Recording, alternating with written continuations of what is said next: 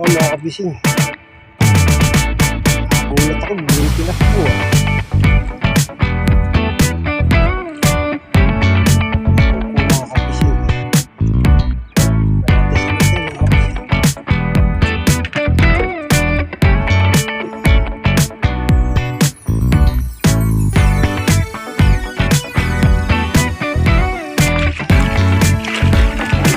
Yan.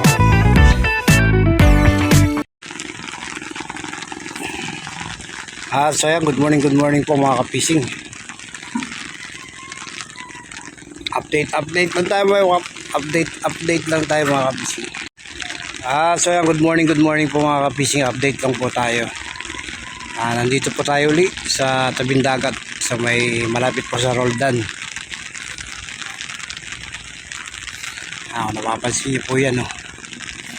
Kasi maaga po tayong gumising para maglimas ng bangka dahil panay po ulan kagabi, halos hanggang ngayon po umuulan pa rin,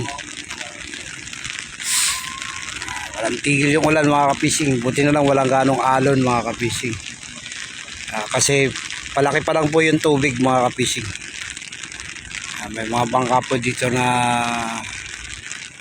yan, nag-aayos ng lambat. Apo.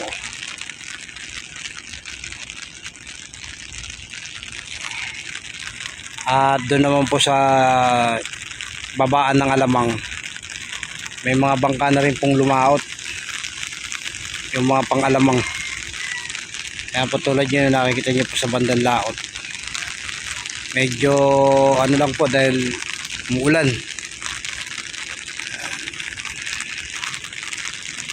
May mga bangka na pong lumaot.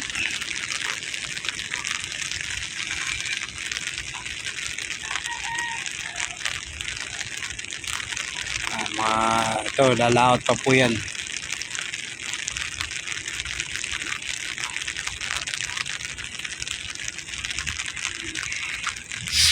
Wala pa pong mga ganong bangka na nagbababa dito sa Roldan. Mga kumukubra pa.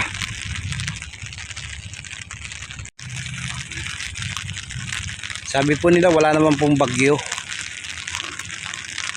kaya lang hatak lang po ito nung dumaan na bagyo. Kung kailan niya po nakalabas na yung bagyo, saka po wala yung pinakabuntot, yung pinakadulo, malakas po yun. May isang bangka po dyan na sud-sud na maliit na bangka, solo piston tawagin. Ngayon pa lang po lalaot.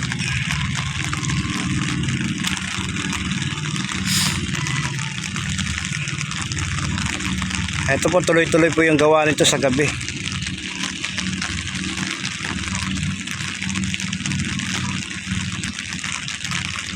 Kahit gabi po gumagawa mga yan.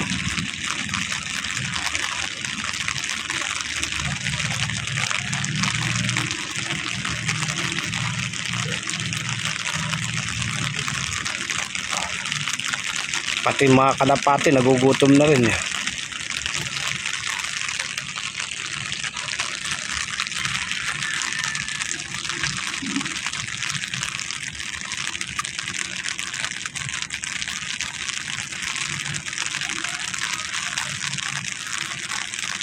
Walang tigil ang ulan mga kapising.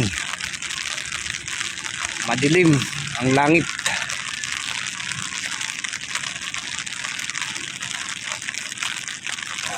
Lalabasan na po yung mga solo piston.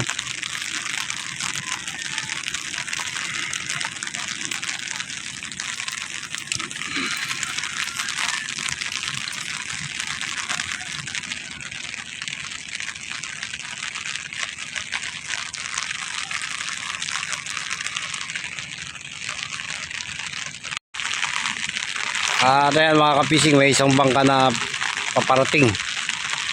Ano ito, pang lambat mga kapising. Mukhang magbababa ng ng kanilang nahuling isda.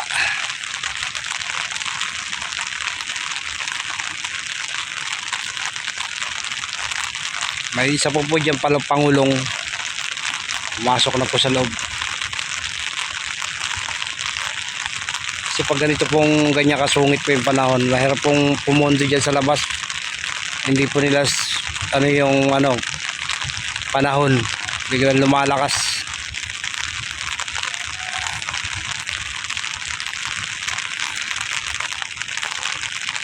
Yan, pumasok na po sa loob ng Roldan.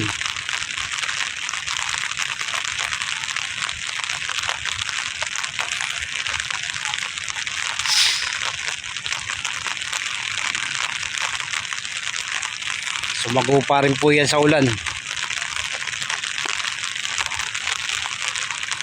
Ayan po talaga mandaragat. Hindi po alintana yung ulan araw para sa pamilya.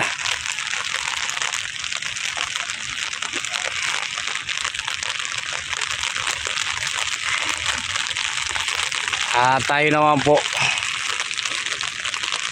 Kaya po tayo nandito kasi may malaki po tayong payong mga kapising. Kaya hindi po tayo nababasa ng ulan.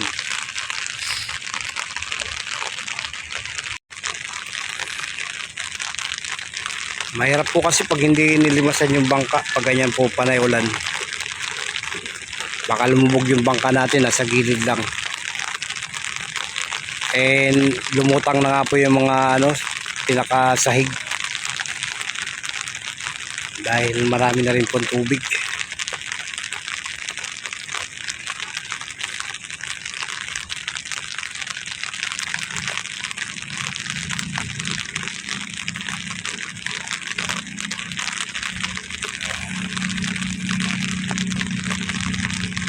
Sugura na yung mga pangalawang mga kapising, mga solo piston. Dami.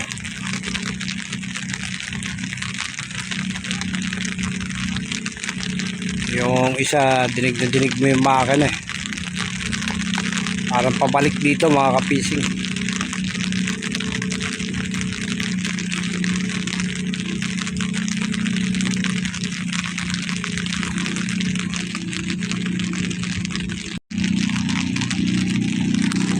Taga-amin to mga kapising. Hindi ko alam bakit bumalik.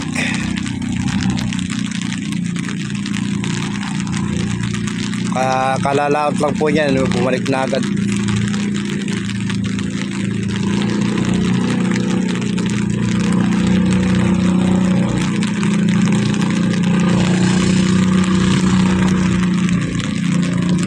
Ang hangin po galing sa araw mga kapising.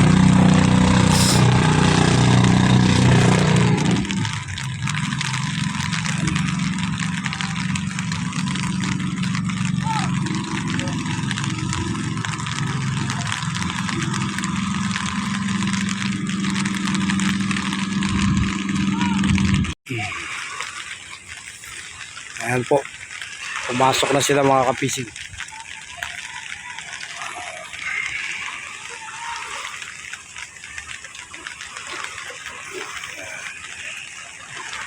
Ito yung mga paradahan ng mga bangka mga kapising.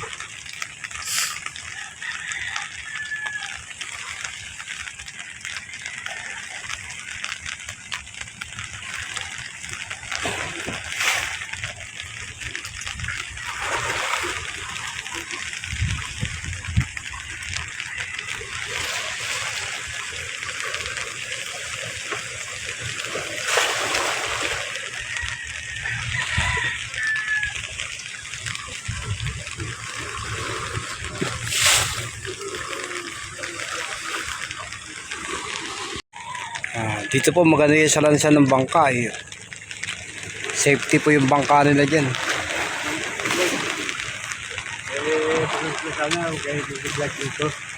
Hindi ka naman kinukunan yun. Yung si Ega lang. Oo. Alam sa kabila. Sabi, bigyan ako yan sa kabila. Ito na yung sa kurso eh. Mga digi. Kinukuna ko lang mga bangka. Bumalik ulit mga kapising kasi may nakalimutan. Mabuti na lang, dyan pa lang po sila sa may kabilang ilog. Ayan. Meron pala silang nakalimutan. Kasi yung mga bangka nandun, doon na natakbuhan sa banda itaas eh. Yun.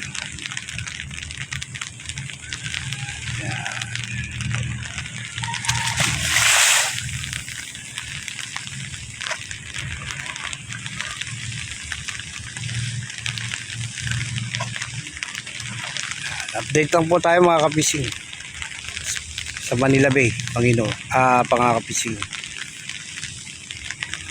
May mga bangka pa rin po na kahit na ganyan po yung panahon, naglalautan, naghahanap buhay para sa pamilya.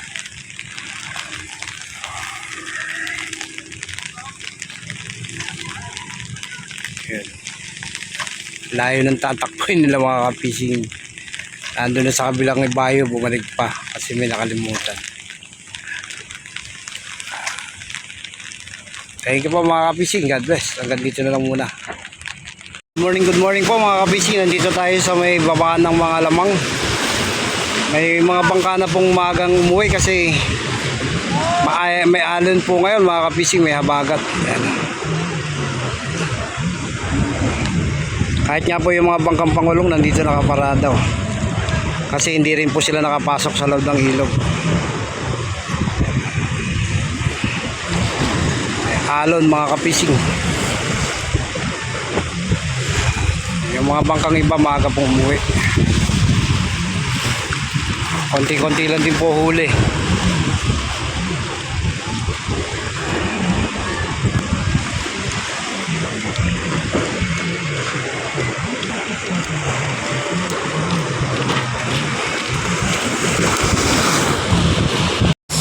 Nandito po tayo sa dulo ng Tangos, sa may babaan po ng mga bangka, mga pangalamang. Pati po mga pangulong nandito, yung mga naglabasan po kagabi. Kaso hindi po sila makapasok kasi inaayos pa po yung prisa. Mga bangka, mga kapising.